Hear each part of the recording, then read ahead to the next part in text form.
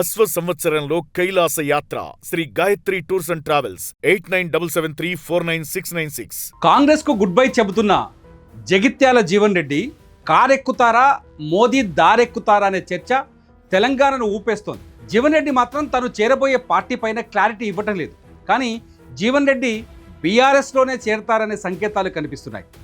April 10వ తేదీన జగిత్యాలలో భారీ బహిరంగ సభను ఏర్పాటు చేసి గులాబీ దళపతి కేసీఆర్ సమక్షంలో బీఆర్ఎస్ పార్టీలో చేరతారనే చర్చ జరుగుతోంది.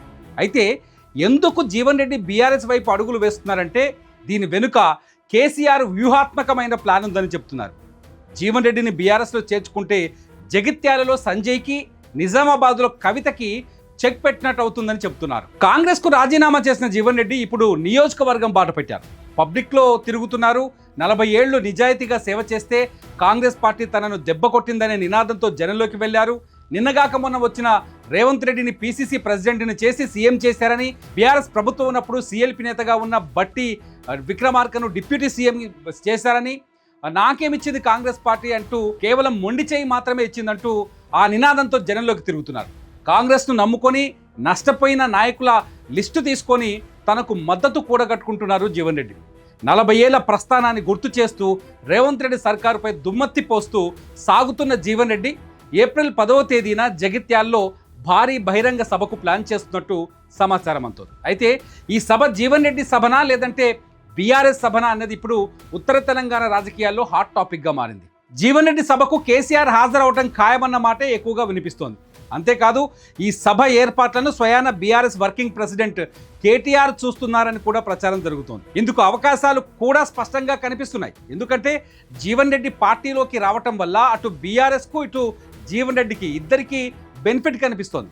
జీవన్ రెడ్డికి పార్టీ జనరల్ సెక్రటరీ పదవితో పాటు నిజామాబాద్ పార్లమెంటు నియోజకవర్గం బాధ్యతలను కూడా అప్పగిస్తారు. అంతేకాదు జగిత్యాలలో డాక్టర్ సంజయ్ పార్టీ మారటం వల్ల అక్కడ బీఆర్ఎస్ స్థానం ఖాళీ అయింది. ఆ ప్లేస్లో జీవన్ రెడ్డి కోడలు చరిష్మారెడ్డికి వెంటనే ఇన్ఛార్జ్ బాధ్యతలు అప్పచెప్పనున్నారు. సో వచ్చి రాగానే బీఆర్ఎస్లో జీవన్ రెడ్డి అతని రాజకీయ వారసులకు వాళ్ళు కోరుకున్న స్థానాలు దక్కుతాయన్నమాట. అంతేకాదు జీవన్ రెడ్డి బీఆర్ఎస్లోకి రావటం వల్ల ఉత్తర తెలంగాణలో ఆ పార్టీ కూడా మరింత బలపడే అవకాశాలు కనిపిస్తున్నాయి. బలమైన సామాజిక వర్గం, రెడ్డి సామాజిక వర్గం సపోర్టుతో పాటు మొదటి నుంచి సెక్యులర్ భావాలున్న జీవన్ రెడ్డికి నిజామాబాద్ పార్లమెంట్ పరిధిలో ఉన్న బలమైన ముస్లిం ఓటు బ్యాంకు బీఆర్ఎస్కి కలిసి వస్తుందనే చర్చ జరుగుతోంది. జీవన్ రెడ్డి కూడా ఇదే ఆలోచిస్తున్నారు.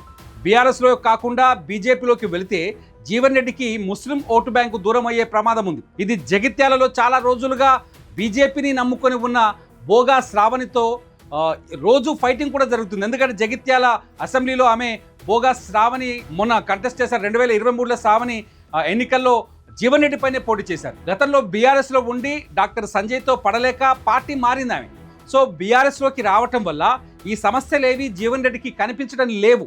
అందుకే జీవన్ రెడ్డి కారు ఎక్కడమే కరెక్ట్ అని నిర్ణయించుకున్నట్టు తెలుస్తోంది. ఇటు జీవన్ రెడ్డి అవసరం బీఆర్ఎస్కు చాలానే ఉందని చెప్పాలి. ఎందుకంటే నిజామాబాద్లో కల్వకుంట్ల కవిత స్థానాన్ని, జగిత్యాలలో కవిత అనుచరుడు డాక్టర్ సంజయ్ స్థానాన్ని భర్తీ చేయాలి. అందుకోసం బీఆర్ఎస్కు జీవన్ రెడ్డి తప్ప మరొక ఆప్షన్ కనిపించడం లేదు. జీవన్ రెడ్డి బీఆర్ఎస్లోకి వస్తే నిజామాబాద్లో బీజేపీని ఢీకొట్టగల నాయకుడు దొరుకుతాడు ఒక రకంగా చెప్పాలంటే. ఎందుకంటే అంతేకాదు ఇటు సంజయ్ కాంగ్రెస్లోకి వెళ్ళడంతో ఖాళీ అయిన జగిత్యాలలో జీవన్ రెడ్డి తిరిగి పుంజుకుంటారు. తన బలగమంతా అందులో ఉంది కాబట్టి. కవిత రేవంత్ రెడ్డికి అనుకూలంగా రాజకీయాలు చేస్తున్నారని, కవిత ఆదేశానుసారమే డాక్టర్ సంజయ్ కాంగ్రెస్లో చేరాడనే చర్చ కూడా రాజకీయ వర్గాల్లో నడుస్తోంది. ఈ మార్పుతో అటు కవితకు ఇటు రేవంత్ రెడ్డికి ఇద్దరికి చెక్ పెట్టినట్టు అవుతుంది. ఉత్తర తెలంగాణలో బీఆర్ఎస్కు మరింత బలం వస్తుంది. బీజేపీని ఎదుర్కోవడానికి జీవన్ రెడ్డి ఒక ఆయుధంగా మారుతారనే విశ్లేషణలు కూడా కనిపిస్తున్నాయి. అందుకే కేసీఆర్ ఓ అడుగు ముందుకేసి జీవన్ రెడ్డికి బంపర్ ఆఫర్లు ప్రకటించారనే చర్చ కూడా జరుగుతోంది ఇప్పుడు. అయితే బీఆర్ఎస్లో జీవన్ రెడ్డికి ఫ్రీడమ్ దొరుకుతుందా అనే ప్రశ్న ఇక్కడ తలెత్తుతోంది. 2008 ఉప ఎన్నికల్లో కేసీఆర్ పైన పోటీ చేసిన జీవన్ రెడ్డికి కేసీఆర్కి తెలుగుదేశం పార్టీలో కలిసి పనిచేసినప్పటి సాన్నిహిత్యం ఉంది.